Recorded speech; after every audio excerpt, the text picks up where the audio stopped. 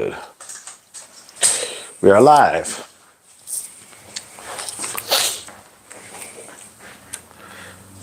We're live. We're live.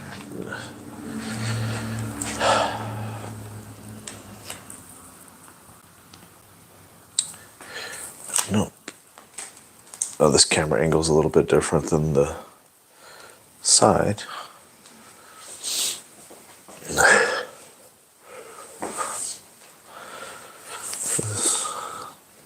No one on. First.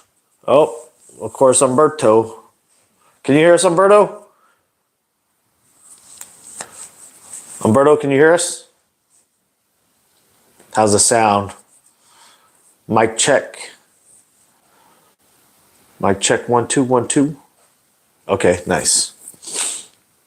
All right, we're gonna see if anybody else hops on. Looks like we got 3 right now.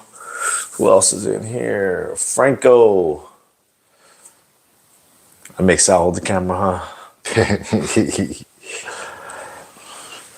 All right, we had a couple technical difficulties. Who else we got on? Sal. So just Franco and First from Puerto Rico. Let's see who's gonna jump on. Well, so I guess I'll just get into it now. If folks want to jump in or if more are going to come in, which I'm sure they will. We're still testing like times of day we want to do this, topics that we want to speak about, and then also we want to do, and then we also want to make sure that we're doing it for a reason, that somebody's watching it. So whether those are times that work for you, content that you want to kind of hone in on a little bit more, maybe we could do segments where we do a different one. But today I was gonna have viewers pick the topic that they wanted us to speak about, because we were thinking about what we wanted. You're out of the light, Sal. We want to make sure that we're talking about things that you guys want to hear and information that on topics that you guys are interested in. So if you guys have any input as far as what you guys want to hear us talk about, what you want to learn about, or maybe if there's something in the industry that's maybe something you want to bring up for us to kind of elaborate on, that's always something we can do too. So yeah, there's a lot of capabilities we're learning with going live, and we want to utilize it. We want to make sure that everybody's, getting as much content from us as possible. So we were going to leave this one open to anybody who has any topics that you feel would be a good discussion today. Since we didn't have anything planned, I said, we could kind of make this interactive and leave it up to those watching to see what's going to work and what's not going to work by pretty much just going off of what they want to hear about. So if there's anything you guys want to hear about, any specific topics you guys want us to talk about, or something you want to bring up to our attention, I would, go ahead and do that now, and we could talk about whatever it is. Whoever jumps in later, it's their loss because they didn't have any input on what's on their mind. Yeah. And what's going on. So spraying polishes, y'all talk about or use crystal wash. I'm feeling decon talk. Okay, let's go. All right, that's one that's not really a lot of people just kind of try to move back a little. So I think we can move back. I think you just gotta stay kind of close. Yeah. There you go. Yeah, we could do some decon talk. We can definitely. I'm just gonna move this camera back just 1 second because me and Sal are feeling a little crammed up. We were normally gonna shoot horizontal, but turns out we couldn't, so we had to change the format. And when we change the format, obviously, it changes the perspective. There we go. So Sal's going to have his phone out to kind of be able to read through, because we are at a distance right now. But for the most part, decon talk. So we could talk about decon. We could talk about decon in a lot of different spaces, because we do decon at a few different levels. And most people don't really talk about the levels. Can you move over a little bit? You're hugging the whole screen. You can move up a little bit. We could talk about how we decon on different, for different situations for different cars, right, Sal? Like, what would you consider like our entry, our very first decon, like the lightest of light decon that's needed for a vehicle? Crystal washing. Yeah. Just hit it with crystal washing and then go to our contact wash. Yeah. So that's just pretty much just a normal, I would say it's just one more additional step. And we do it before we even spray down the panels or the car at all. We just go straight into crystal washing. We'll crystal wash the car, let it dry up for about 5 minutes. Then we just shoot our foam wash over that, and then we start scrubbing. If the car is extremely dirty, has a lot of dirt and stuff, we would probably give it a pre-rinse, maybe even a pre-wash with soap. Let the soap do its thing, spray it off, just so we're getting some of that grime off safely. But for the most part, for most cars in an average setting, we're probably just going to go in there with the pump sprayer, hit the whole thing with crystal wash, then go into our contact. So that would be the least aggressive decon that we offer. Yeah, man. First, Humberto, decon crystal wash. It's old school, man. A lot of old school guys use it. Yeah, it's been around 2010. Yeah, it's been around. It's been around for a long time. It's been around for a very long time. And we really haven't seen anything on the market that's kind of close, comparable to it. There's stuff that I kind of hear is in the works about that, and it's kind of like, okay, well, I see where they're trying to go. That's kind of like the crystal wash type of route, but I don't know why crystal wash took so long for people to come back around to. But again, it's not going to be something that you're going to use on a car that needs a real decon. Like, it's the lightest of light. It's just to say, if you put your hand across the car and it doesn't even feel like there has to be close to no grit on that car for us to even assume that crystal wash is going to do anything, because it's a very light organic acid is what it is, guys. So you're not getting a ton of decon in fallout being removed. You're just really getting that surface nice. So Franco asked you, is that so use it as a pre-wash method? Would that still be decon? I would say it's still decon. It's crystal wash is a decon.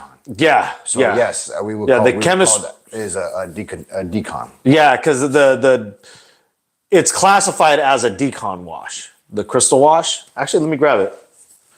So we'll see what Yeah, light decon. Very light decon. Crystal wash organic acid cleaner. A general strength organic acid industrial fallout remover.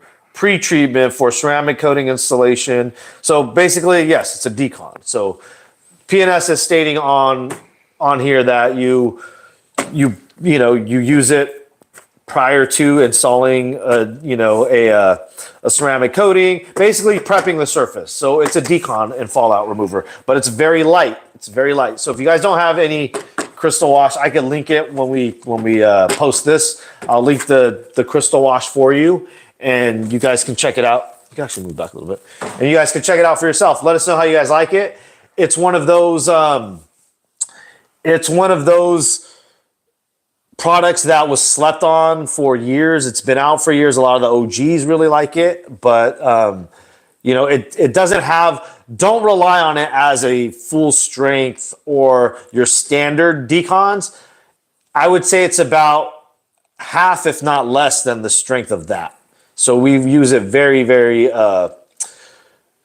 very sparingly on vehicles. If cars are even too grimy, we don't even mess with it, because we know it's not going to do much for it. My man, who would say that? That's a good one. So are we good on decon? We gonna go into a decon? Because we can. That's just first stage decon. Yeah. So a second stage decon would be I would say it goes crystal wash. The next step in aggression as far as decon, what would be needed on a car that's moderately, has a little bit of contamination buildup, we would go into a fallout remover. So like a straight up iron remover. We would go to iron remover. Then if it's really rough, we're claying and then iron removing. And this has been a debatable process also. Until recently, I was always doing the iron remover. Then I would go into mechanical clay. Now what I've been doing is I'm going into the clay and then whatever's left behind, which is really deeply embedded into the car, that's when you're actually supposed to hit the iron remover. So it's taking care of the stuff that the clay can't hit. So it's actually breaking down further, opposed to just spraying up top, having the iron decon all the contamination at the surface, and then all you're doing is shaving that off anyway when you go through with the clay bar. So yeah, second stage would be iron remover. Third stage decon would be clay, then iron remover. And then, then you're going into, your strip wash or whatever it is before polish and coating. Part of another stage in the decon would be when you bring out the actual clay bar. Yes. So clay mitts opposed to clay bar, that's another level too. Good point. Because there's times where the safety and the convenience of the clay towel it's not providing either of those.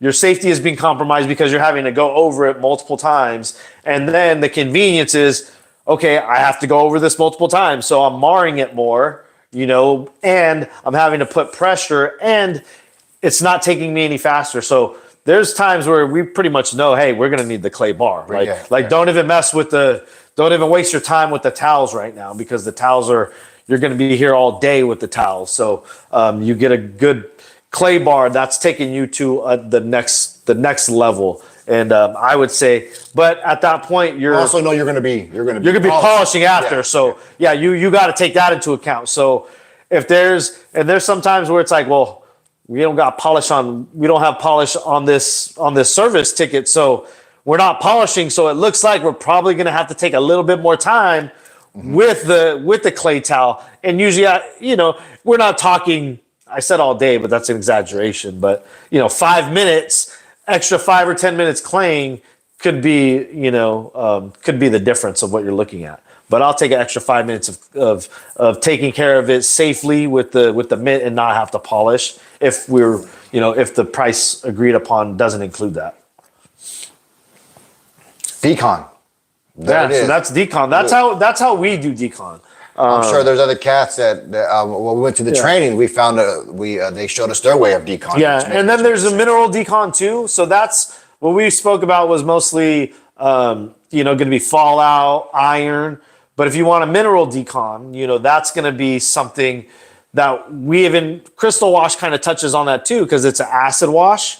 So with that, you'd be able to remove very, very light water spots. Very, very. I wouldn't use it. If I had some water spots, I'm not going to shoot Crystal Wash on it. But since it's acid based, it's going to help break down minerals on the surface of the vehicle. So if you did have some very faint ones, it may take them out. It may help because the level of acid that's in there. But we also have acid washes that we kind of consider part of our decon as well. If we know that a car is heavily decon and that car has some mineral deposits on it, it's getting not only a decon wash, it's getting an acid wash after. So by the time it comes in for prep, we're not in there chasing and trying to pull out, water spots on top of the swirls and the correction that we're trying to achieve. Mm-hmm. I hope that answers everything. I would think that gave somebody some good insight on how to say that, because that's time savings. All that is. Like deconning, you can spend a lot of time deconning. And rinseless, I know a lot of guys like to do the rinseless method. That's rinseless. I've done rinseless for, I did strictly rinseless for a few years. And I'll tell you what, rinseless is faster until you come across a real dirty car. And a lot of these guys that are doing rinseless, I'm noting this past year, like, you guys aren't really doing rinseless. Seeing you guys out here with the pressure washers, but you guys are using rinseless. So, from my perspective and the way that I see rinseless is, you're using a pump sprayer to apply everything. You don't have a pressure washer out there for your wheels. Like, you're doing true rinseless washing. So what a lot of these guys out here are talking about are like, oh yeah, I use rinseless, but only on the panels of the car, only on the glass. Oh, the bumpers and the grills. Oh, I don't do rinseless. I go in there with the pressure washer. So it's kind of like, you're pretty close to just a normal wash, So, but that's just our opinion, and that's what we're seeing guys kind of do nowadays. But yeah, rinseless. There's a different method for rinseless when you're decontaminating. Let me see. I want to get into this really cool. Let me see what this question was. Thomas Ibarra. He asked, are detailed brushes really needed? I use a detailed brush for wheels and interior, and I don't really see anything being scuffed off. Okay. It could be a couple different things. It could be the agent you're using to clean your wheels. And it also could be maybe you're using too soft of a brush. Some of these brushes, we have a very stiff boar's hair right here. Something like this is going to, this is a thicker brush if you look at it, and it has give to it. It's not going to be one of those ones that usually has the white tips that just folds over when you're trying to push it against anything. You apply pressure to it and it just folds over. This is not that type of brush. This is going to be a more sturdy brush. It's soft, and you could always cut it down too to give it a little bit more stiffness. So if you are using it on something like wheels, you're really going to be able to get in there, and you're not going to have it folding over. You're going to have that stiffness and that leverage and that ability to put a little weight behind it as you're scrubbing down. But if you're using like wheel acids, if you're using Decon on a lot of your wheels, there's times where you don't have to scrub, but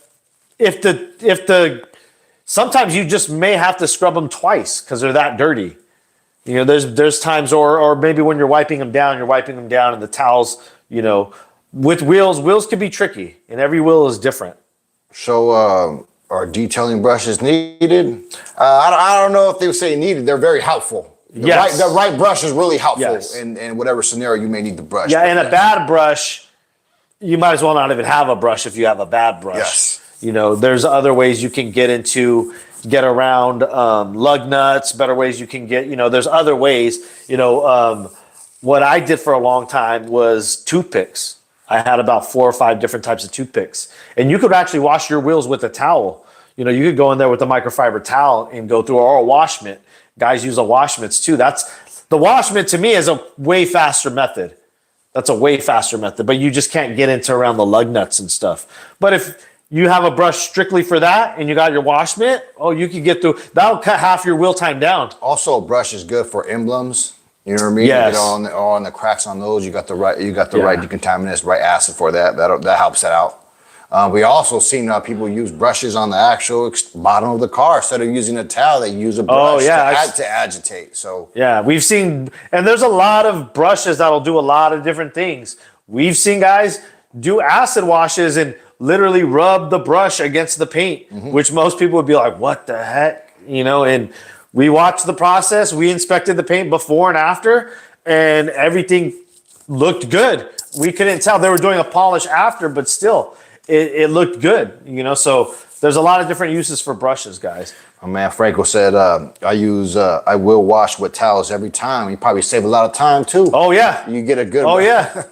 Franco ain't wasting no time. No, that's how you maximize your earnings, guys, is you do things like that. You're sitting here wasting your time, on a wheel right here with the brush, with the circumference of how big, like that's tiny. You're trying to wash a 22-inch rim or a 24-inch rim with taking up this much surface area as you're cleaning it. Even if you're fast, you're still going to be there for a long time doing 4 wheels. What was those woolly mammoth joints? We had one right here. I talked about it on the last one. Oh yeah. This Viking looking thing.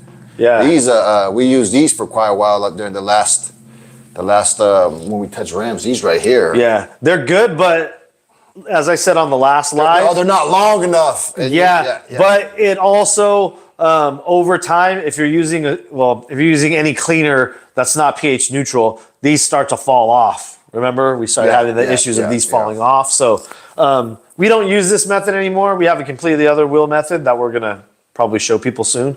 But yeah, brushes are good for wheels. I would even say towels, in my opinion, towels and hand mitts, even just the normal car wash mitts, are better. That's my opinion. And then for the interior brushes, what you won't do, you won't catch us doing the brushing on the panels. No. No. But we use brushes for dusting. Light And the dusting. cracks and the crevices. But we don't use it for, we hardly ever use the scrubbing. brushes for scrubbing. No, we have one brush that's really stiff brush. Yeah, we don't that use it on for, leather. to get in the cup holders. The old grimy stuff and the coffee gets in there. We have a brush for that. But as far and as that's a dope brush. That's a specialty brush. That one is very, very slept on. We should make a whole video on that brush. Because that brush, until I had that brush, there was always like weird situations where I'm like, man, I can't do that. I can't fix this. I can't. If only I had something like this. And I didn't, I went to PNS one day and there was this guy, he was buying one and he looked like he had been detailing longer than me. And this is me, maybe my first or second year into it. And this guy comes up, he goes, oh yeah, I need another one of those brushes, man. Mine just broken. I cannot go without that brush. So he ended up getting the brush, and then I asked Steve, I said, yo, Steve, what brush is that? He's like, that's the best cup holder brush right there. He goes, that one is a good brush. So I said, you know what, let me get that one. And I didn't use it for a while, but when I need that brush, that brush comes in clutch. I got a question about, let's see where I find it. So yeah, detailing brushes, they're not necessary, but they're very helpful. Yes. I mean, and we have everything. Like we go and sometimes we'll do on the Room for Improvement series, or even the School and Training when we do the during the consultation part of their operation. Sometimes you'll see guys with like 15, 20 brushes. They all got some. And they all I gotta have my because you have your pet hair brush, you have your your carpet brush, you have your matte and floorboard. We got finishing brushes. Yeah, we have finishing brushes. We have dressing brushes. But even altogether, about how many brushes do you think we have? Maybe 10? Yeah. 10, 8, 10? Yeah, and we have them in two different compartments, so it's not like we have one area where there's a bunch of brushes. Like we keep our exterior brushes and our interior brushes separate at all times. Because we have some that are just for clean surfaces.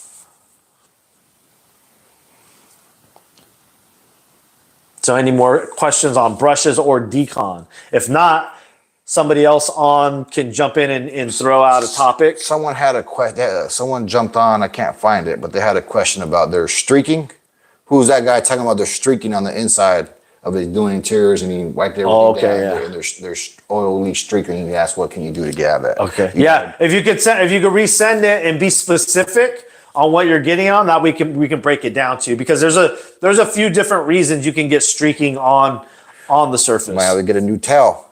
Yeah, it could be the towel that you have has residue from something on it, or maybe just too much. Like say if you're trying to put on a dressing or something, or like Sal just experienced for the first time the leather conditioner. Mm-hmm. Sal was trying to put the leather conditioner on. He put too much, and I said, no, you got to go back and do the whole thing. And as he was doing it, he didn't really notice. And then after I had him kind of look at it from another angle, and I was like, now do you see all the streaking? And do you see, I said, you really got to massage that stuff in. You really got to work it into the hide. Otherwise, it's just going to kind of sit at the top. All right. TJ Brooks. He asked, "What's our favorite polish? What's our favorite polisher?" All right. Polish or polisher? This is polish. All right. So Sal's gonna grab our polishes right now. Just grab those little ones right there. All those little ones are right there.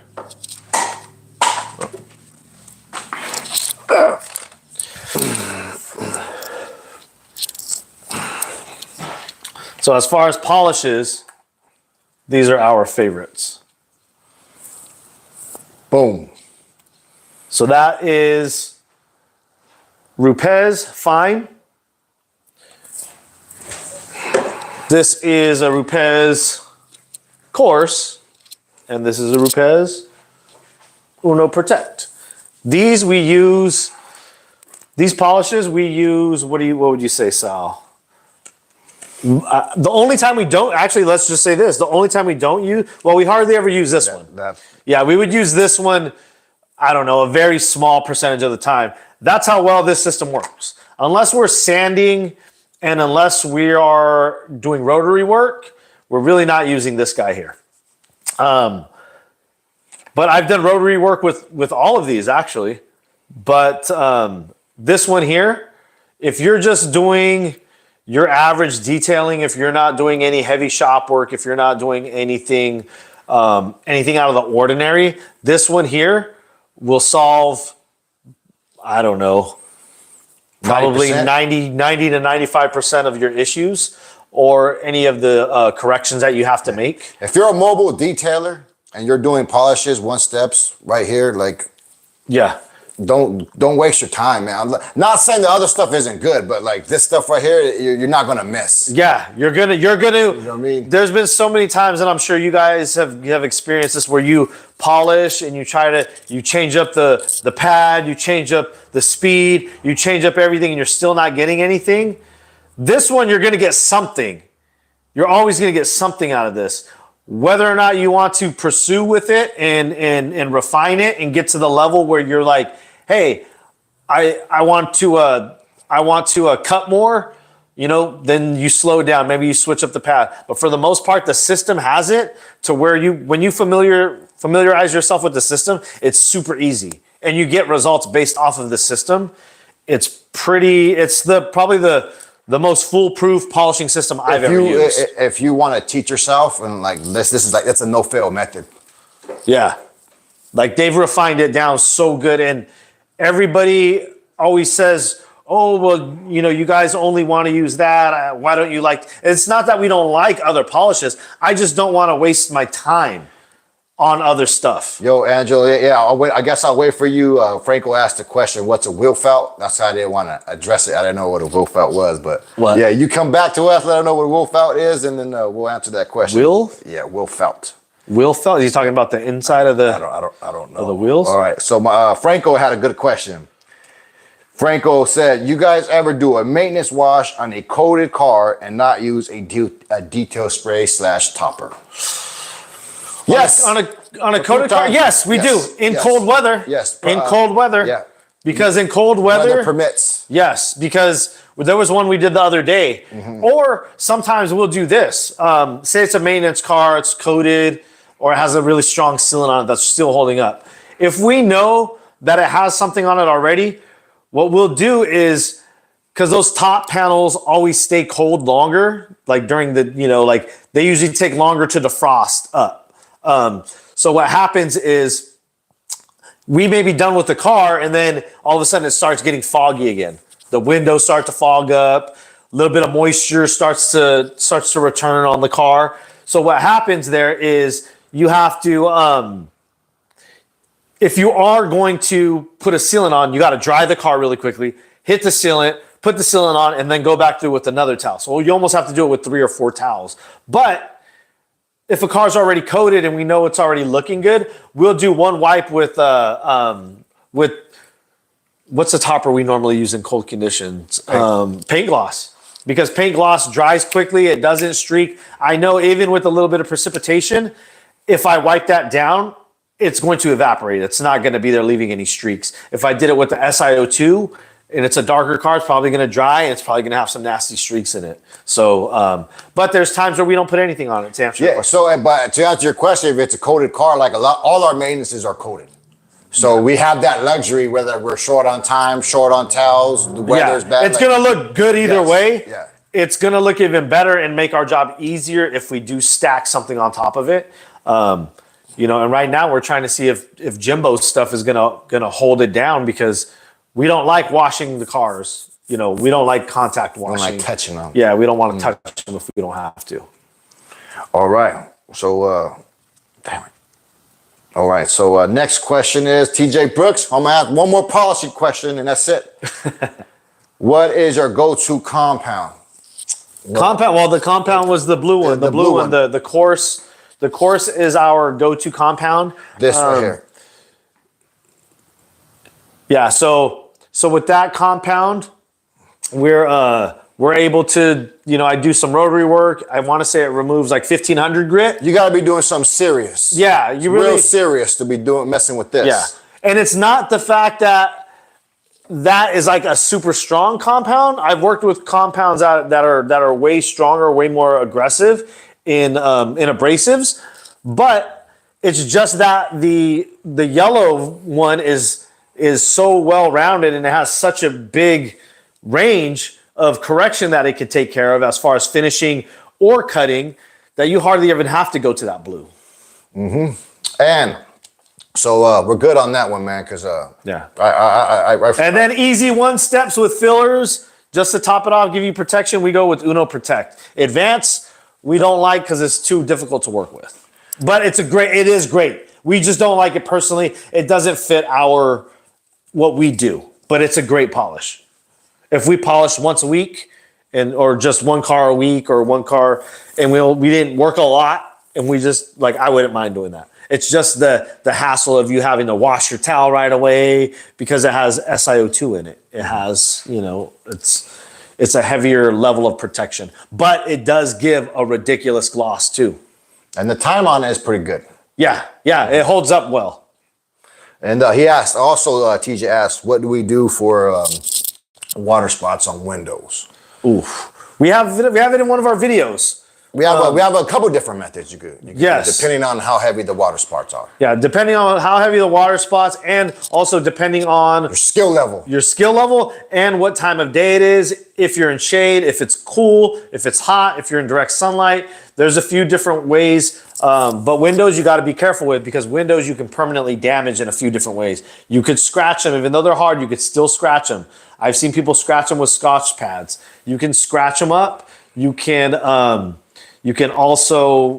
cause chemical burn on them, chemical etching, which will never be fixed. You have to replace the window. Better get that insurance ready. Yeah. So there's a few different methods, and we probably have about 10 different videos. Go and watch about 10 different videos. There's paste, there's steel wool with compound, there's acid, there's metal polish, there's the what's it called, the eraser pad. Mm-hmm. There's a lot of different things that you can use, but go watch our videos. I think we even have one that says water spot removal. Go back, watch those videos. Lots of good tips on there. Clay bars can even remove water spots. There's a few different methods, but you have to know when and why you're using each one, because every situation is going to vary.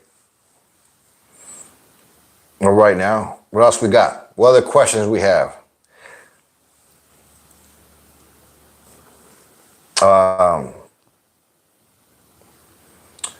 Let's talk. We've been talking about it, lady. Our towels, the towels you guys use to use on the interior. What towels are you guys using? Did you get that? Yeah. I forgot your water. I'm sorry. Okay. The towels. What do you guys want to talk about towels? Any towel questions? I'm just asking about towels. Angelo, micro polish. Angelo Gons, are you asking on that?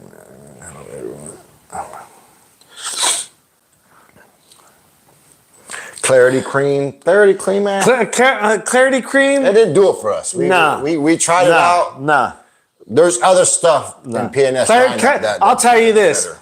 If you're going to use Clarity cream, you're better off using that Rupes fine polish. That's about how much abrasive is in that.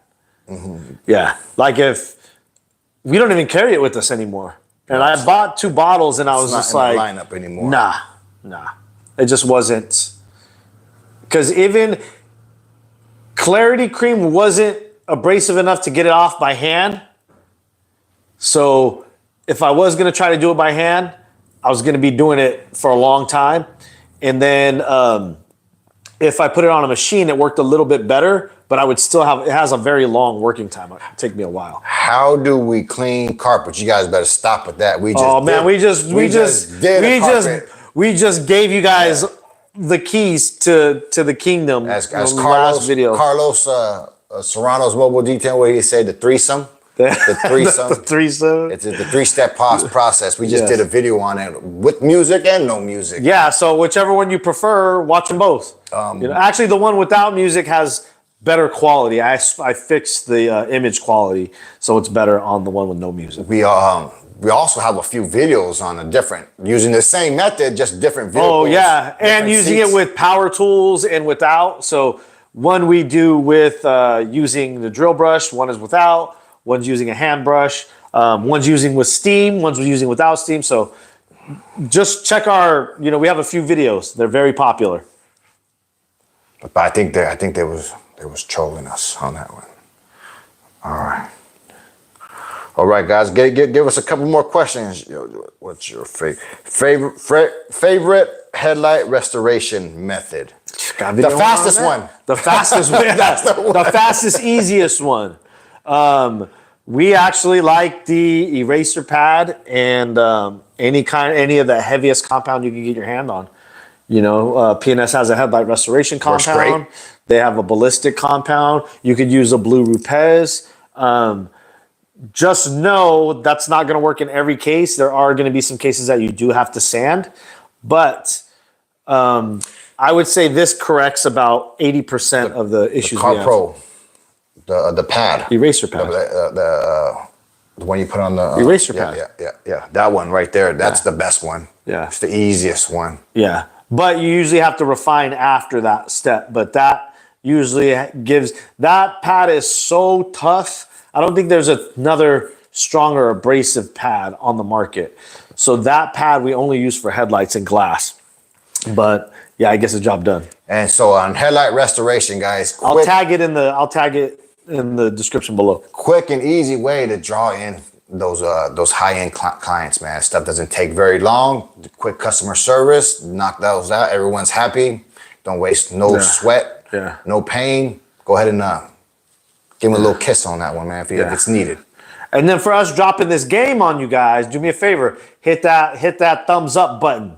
Hit that thumbs up button. That way we know what you guys, when Sal looks at all the analytics, when Sal starts to look at everything, he can say, okay, well, no more lives because nobody liked them. Or you could say, okay, it looks like everybody's liking these lives, so we need to start doing maybe one live a week or whatever. We track everything, and this is a part of it. So we want to make sure that if you guys like it, you guys are hitting the like button. Right. But Roberto said he usually checks to see if the water spots, if it's leaking on the inside, or else I would suppose you wouldn't touch them if you see they're damaged on the inside. So I don't waste your time. Yeah, you could do that too. When the seal breaks and they start getting the moisture on the inside. Now you're talking a whole nother thing. Yeah. All right. What else? What else we got on there? What else we got? Hot in this detailing world? What are you guys hearing about? What are you guys? Any new news on the streets? Have any of you guys tried any of these new brands that are out? I know there's a few. There's that Alchemist. There is Jimbo's. There was a few different brands that came out in the past few weeks.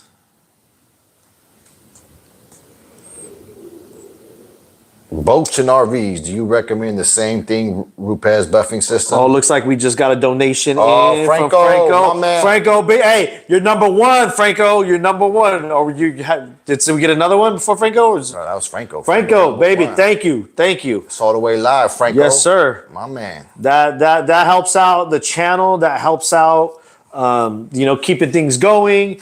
The studio setup, the production, everything. We value the fact that we're able to give you guys something. To us, that means a lot. That we're able to help you guys in your businesses and help you guys get better at what you're doing. Save you a little time, because that time is money. So I'm glad that people that really take this to heart value it too, and they transition it into their business. Rick?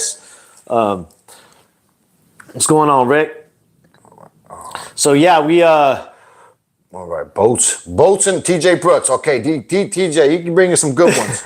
Boats and RVs. Do y'all take recommend? Notes, TJ? I hope you're taking notes. Well, you can always rewatch this, which is great too. Do y'all recommend the same thing, Rupes buffering system? That's the last question. Appreciate the help, fellas. Boats, man. Boats and RVs is rough. Yeah, we have a client, or we have one of our fellow alumni students actually doing he's doing a boat for the first time, and he texted me last night. He goes, "Hey Joel, I got a boat, man. I don't know what to expect." And me and Sal were sitting there watching TV at Pop's house, and we said, "You need to bring about 2 packs of Kirk Franklin's. You need to bring some super heavy compound." We use ballistic compound when we're polishing gel coats, because ballistic compound has an insane amount of abrasive in it. It's just nuts. I would have to go with any other polish. I'd have to go over like 4 passes on a section.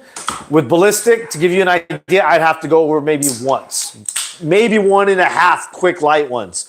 But ballistic, when I first used ballistic, man, I was mad at myself when I used ballistic. Stand back a little bit. But ballistic, that name is true to its name. Yes, that one, when you start polishing with it, it cuts down your time like in half.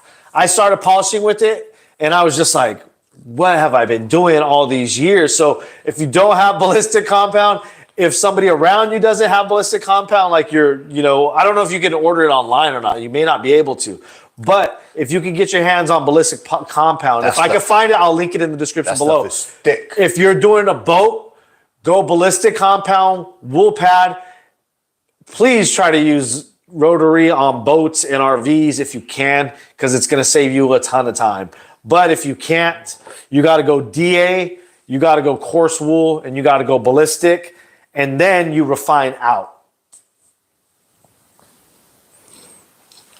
But if you're doing a boat and RV, I don't care what you're using. Take some time off. Yes, we'll remember some of the tips also that we gave. I was telling them about Inky. When I said get the Kirk 2 packs of Kirk Franklin's, get some ballistic compound, wool pad, and he's doing it by DA. So I told him, I said, get a coarse wool pad. In a couple days. So I was like, tell him at least 2 days. For at least 2 days. If this is your first boat, we knock boats out in 1 day. We knock boats out in like 6 hours, 8 hours. There's 2 of us, though. Yeah, there's 2 of us. Our operation is really tight. Like, no time is wasted. We're super efficient with every movement and every part of the process. And we've done it multiple times together. And we have really good chemistry. So I can imagine doing it with 2 people and not having all those on point would take a very long time. And then also, if you're by yourself, you got it. There's just a lot of stuff you're going to learn doing a boat the first time. First day, exterior or interior. Second day, vice versa. Third day, just follow up everything. Yeah, finishing. just for finishing everything out, because you're going to have to do. Because trust me, you doing a boat in 1 day, and then you look down, and you're like, oh man, that trailer's still dirty. Like, I can't present this nice boat on that dirty trailer. You may want to polish out the little diamond plate if you want to really impress. The boating price point and work is a completely different animal opposed to cars. And I would say just have a person there, maybe not to just detail, but just to assist. That beats getting in and out of the boats going to you. That's a big one.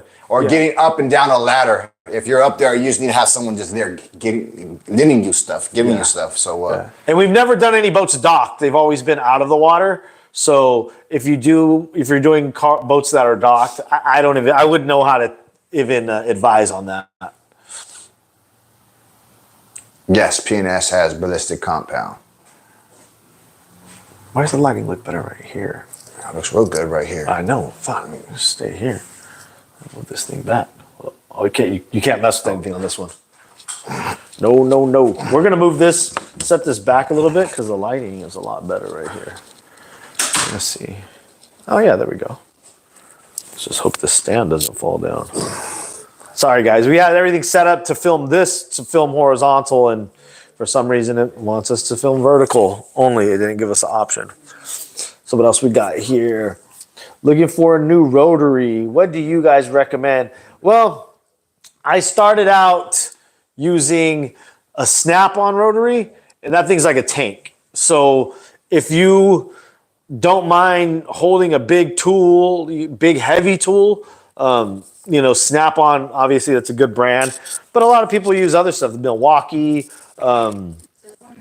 I have the Rupes tool. I like the Rupes tool because I like how smooth it is, how balanced it is, how lightweight it is, and I also like the sound.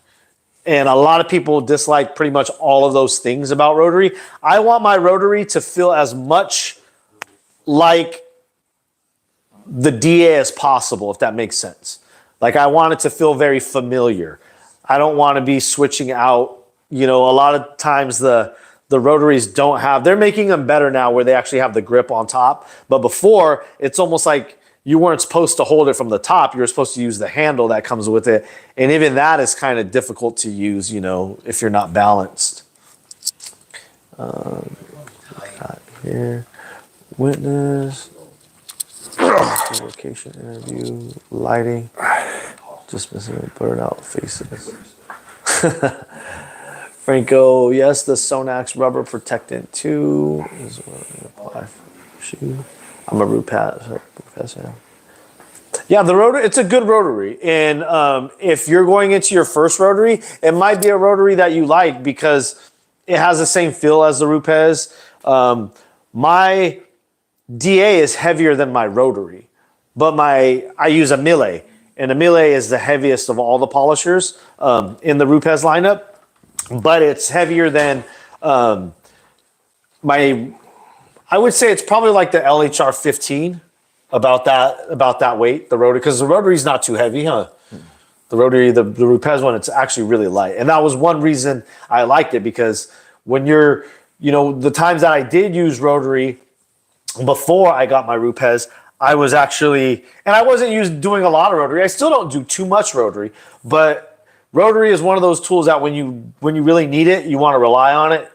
You need it there. Yo, my man, so if you like Rupes, you might as well just go with the Rupes Rotary. Don't waste your time. Yeah, because the other ones are going to be more bulky. It's going to feel more like a power tool, like a straight up power tool, opposed to a polisher.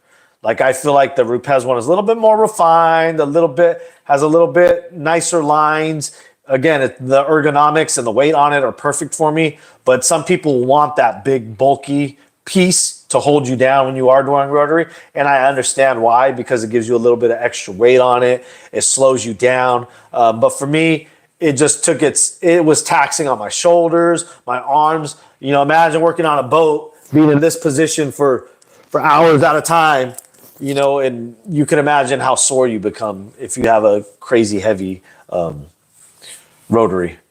So what else we got on here? What else we got? Umberto with this with the Stacy's, the Gators. You got the Gator. Bigfoot 21. A Bigfoot. You know what? I've only used a Bigfoot 21 once at a training. I think we did it at the last training. I was like, I don't want to grab this 21 because I never tried a 21. I don't even use a 12 millimeter throw. I use a 12, or I don't use a 15 millimeter throw. I use a 12 millimeter throw. The Mille has it's a 12 millimeter throw. And I think the Duetto's 12 also, huh? Yeah, so we don't use a 15. We'll use a 15 when we get the battery operated one, because we're going to get that in the 15. What happened to Danny? Danny's still out there? Danny's still doing his thing? Oh, yeah, Danny's busy. Danny's busy. The last time we talked to Danny, he was busy. So a lot of these guys that you maybe were seeing on social media a lot, or maybe even started a YouTube channel, and like Omar started a YouTube channel, but I know he's really busy. Revive started a YouTube channel. I know he's ridiculously busy. Danny had a YouTube channel. He's been crazy busy. Who else did we know that was kind of, even a lot of these guys on Instagram that were, maybe posting a lot all the time. When you're so busy, it gets really difficult to stay up on all your social media stuff, because in business, when your business gets to a certain point, that becomes secondary. It's no longer the primary driver you need to bring in clients or customers or just for brand recognition. Pretty much your reputation is now reliant on your work once you get to a certain point, and it just kind of steamrolls from there. So social media postings, videos, and stuff like that, it does have to take the back seat at times. And even though I know, there's a lot of people that enjoy our content, there's times where we've gone weeks without posting, but we're trying to be a lot more diligent with it because we don't want to.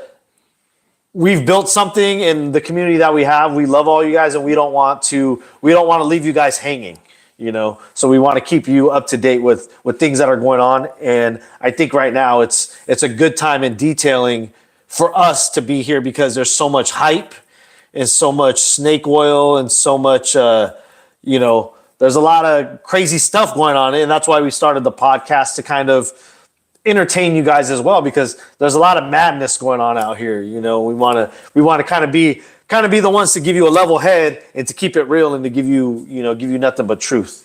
I need to get in here. What is our favorite ceramic window coating? I mean, you don't really have a favorite. No, and to be honest, we haven't messed with them or applied that amount. Yeah, I think we've maybe used 3 different brands, like Carbon Collective, the PNS. PNS Inspiration, and there's a few ceramics that we actually use on windows as well that are can be applied safely. Windows safe. So, but in my experience, none of them are performing like phenomenally. I've coated my wife's car twice in the past 2 years, and it's still I'm not. Some of our clients, will have theirs coated. And we see drop off on that a lot faster than we see it on the paint. So the windows are getting a lot more beat up also, especially the windshield. All right. Then another question was, what do we use to keep the rubber on the door moisturized? There's a few different things you can use for that. We like to use natural finish for those areas, because those are always areas that are still kind of grimy. So, I hit that at the very end. And sometimes I don't hit them unless they need it.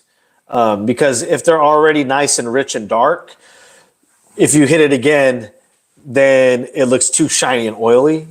And, so sometimes you just don't need it. But it does rejuvenate it and bring them back. I use a water-based dressing. If they're really, really bad, you may even have to use something a little bit more more of a dedicated dressing opposed to conditioner. I would say maybe something like Top Star by Coach Kemi. What else do we use on those little trims when it gets really bad? I've used Nuovo on some of them too, but Nuovo is so expensive and it's such a good product. Like, I'm not going to put that on any vehicle. If we're doing,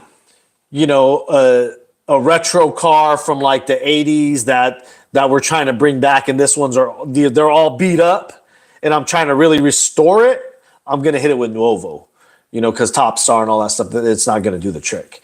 It will, but it probably it probably will fade out. It will fade out quickly, and Nuovo is going to give it the best look. Nuovo will bring it back the best. Also, have you encountered etching to windows after treating the windows with a coating or even using Defender, if any acid-based products are introduced? I don't know. Maybe I'm reading something. So if an acid-based product is introduced to a window at the wrong temperature, it will cause etching, and that etching can look a few different ways. It can look, because what happens usually if you spray something on that's say you're spraying it on a warm surface, acid, it's going to flash immediately. It's going to flash and evaporate. So sometimes the etching could look like smoke. Sometimes it could look like liquid. Sometimes it could look like droplets. So depending on how it was applied, where it was applied. I've even seen etching from towels where people have put it on and then forgot to wipe it off, and you'll see the tracks on the towels. I actually did that in my Baja.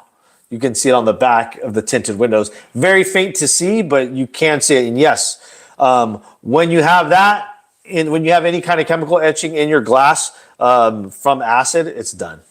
There's no way to fix that. And then my man asked, That was part 2 of his question. But when we taking out mineral deposits, do we use is the acid diluted? Yes, the acid is diluted. Yes. Always talk to your manufacturers or try to read the directions based off of what you're going to use it for. You never want to go too strong with any of these, anything that's too crazy on the pH scale, whether it's super alkaline or super acidic. You always want to get advice, read the directions, and do test spots. Like you could permanently mess something up. All right. Rick Smith, my man Rick Smith says, the market seems oversaturated with chemical companies. How do you find what works without wasting time and money? So yes. Listen to us. like Rick, just listen to us. Because there is no it seems about it. It is oversaturated. Yeah. But just like every market out there, it's all oversaturated. Yeah. How do you find the best stuff? And there's salesmen everywhere. Yes. Salesmen everywhere. Like one things that I'm very proud of about us as a brand, as a business, is that we don't put our name on anything unless it's legit, unless we know it's going to work, unless we know it's good. So if we're talking about it, it's worth talking about. It's worth trying. There's guys who they don't have anything in their business that we don't have. Like they don't even want to touch it. And I'll see guys that, we maybe only have met them a couple times or whatever, and they'll come see everything that we have. And then the next week they got all the stuff because they know how many, there's, I don't know, probably at least 25, 30 detailers out there working, professional detailers that didn't know about certain things. And once I told them, they're just all about it. So it's, one of those is the PNS carpet cleaning system. And that thing has been out for a long time, but a lot of people haven't been exposed to it, So when you see it and you see it actually work, you're going to, Yeah, man, that is my favorite thing to do is just try out all kinds of products. It's my favorite thing. No.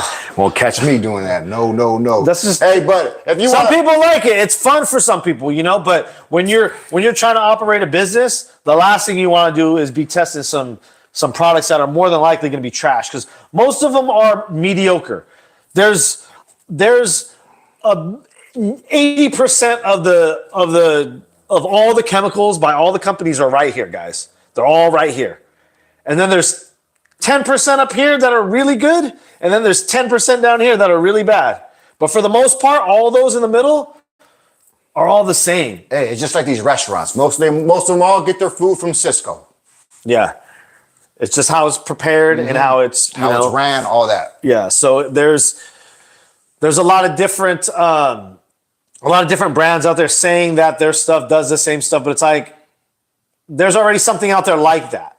There's even now I'm seeing stuff and I'm like, I already got something for that. I don't need that. Like that's a waste. Like I don't that's not something that's necessary. We just know what works for us and we just stick to it for the most part, yeah. man. We don't use anything, because it pisses me off when I buy something or someone tells me, oh, how many times I've tried stuff where people are, oh, you got to try this, oh, you got to try this, it's the best. And I go out and spend my money and I say, and just for me to come back and say, this is why I don't buy shit that I see or that other people try to recommend to me, because I'm always upset with it.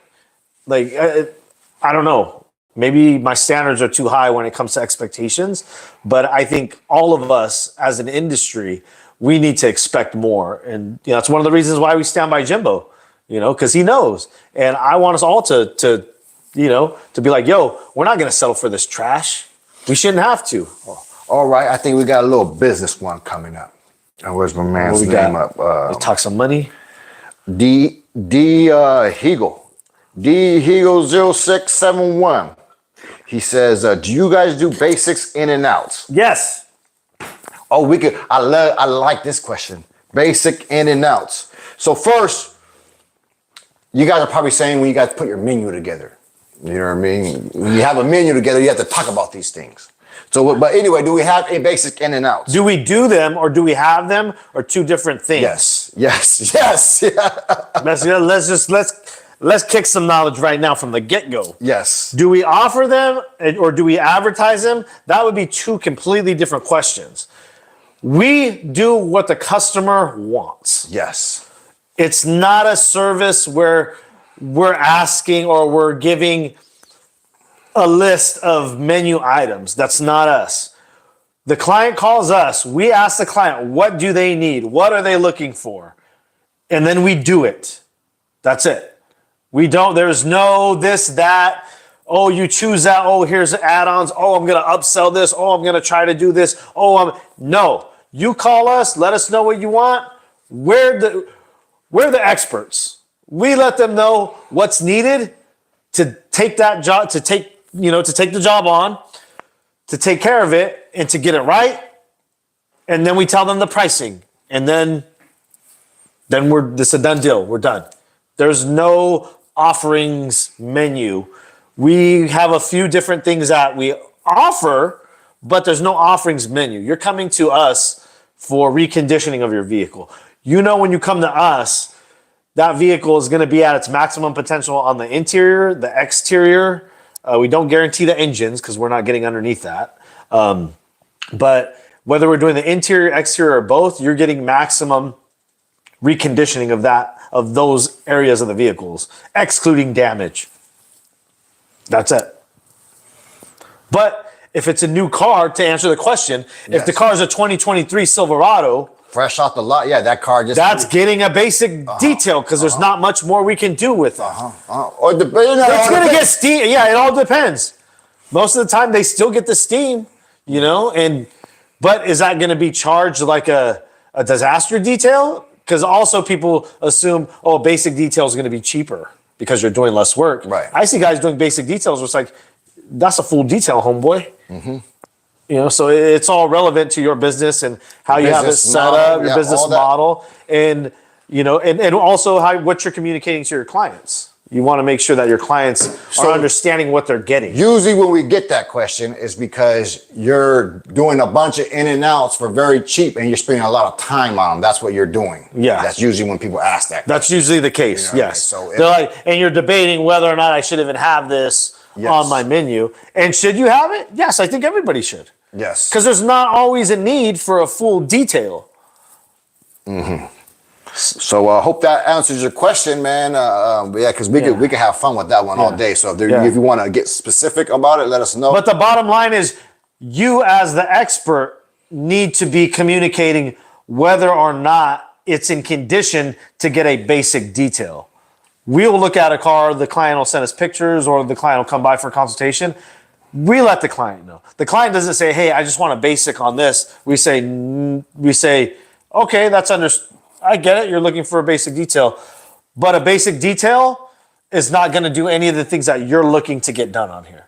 The basic detail is not going to remove those stains. The basic detail is going to wipe down the seats, and the dirt is still going to be in there because it's trapped in the hide and needs to be scrubbed and exfoliated out. So you're going to have, the seats will be clean, but they're going to be stained. Your carpets are going to be clean, but they're going to be stained, so as an expert, that's where, and the business owner, you have to figure out how to communicate that. And if any of you guys need more tips or understanding of business, you guys got to take the School and training. Like the School and training guys, this will make you a killer in business. This will make you won't have competition anymore.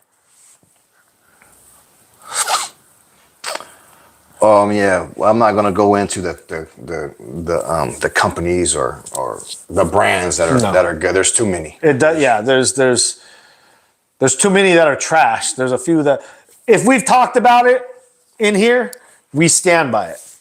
So that's as far as getting into brands, like we're never gonna really do that. That's not our. There's other guys out there that'll tell you a million different things about brands that you're probably not going to care about in a month, or they may not even be around in 2 years, So we're not interested in that. Like, we want you guys to just know how to get it done right and fast in the first time. We're more concerned with your business than we are with what product you use. Because I'm sure a lot of people could get down. Well, we haven't tried it. We're going to here soon. We got the 99 cent detail. Oh yeah, I tried on a couple things on it. It's terrible. It's just too much. Terrible. It's terrible. That just It's diluted to the fucking very bottom. Everything. I think I only tried the tire shine. Triggers don't work. Yeah. Maybe we won't. Yeah, all the triggers were breaking, so it's like, yeah, we wanted to do a video on it, but geez, I don't know if we'll be able to. Great show. Thank you, Derek. Thank you, Derek. Anybody else have any questions? Any Oh, you know what? We got the car. And we're gonna go live. We want to talk about the floor mats. We could go live again on the floor mats. Do that live for some stain removal. lithium.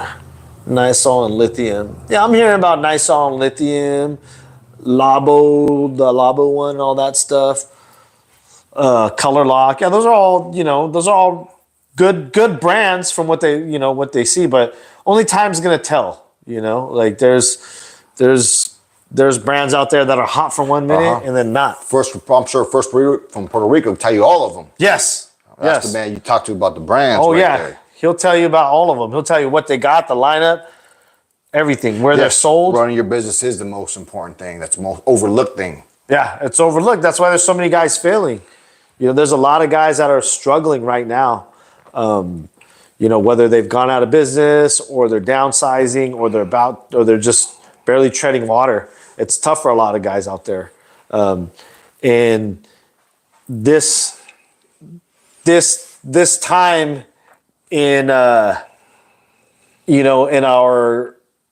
climate, I would say, like the economic climate and and just this entrepreneurial hike in occupation and post-COVID type of deal, we're starting to see a huge decline and fall off. And we've talked to a lot of our friends in the industry and a lot of our friends that are not just in the detailing side, but the manufacturing side, the distributing side.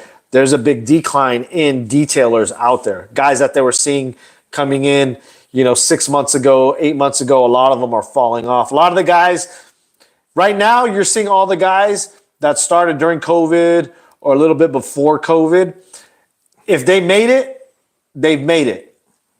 You know what I mean? The ones that are struggling and stuff, most of them are going to fall off soon if they haven't fallen off. Because this is about that 2-year mark where you start to see that's usually how much it takes for you to build a business and retain clientele. And if you've done well enough for yourself, you're out of that grunt mode. You're out of that, I don't have to do the advertising anymore. I don't have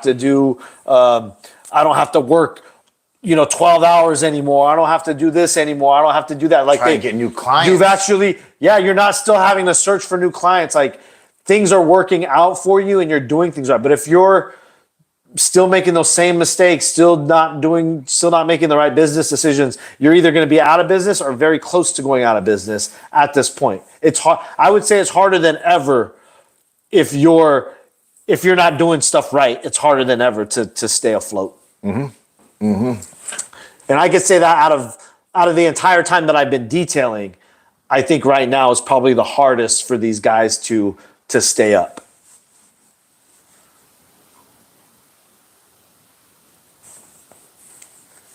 What else we got?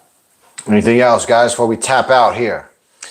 Franco, hey, good job on the word of mouth, man. That's the best way. Yes. Best way, brother. Keep it up. Yes, that is the absolute best.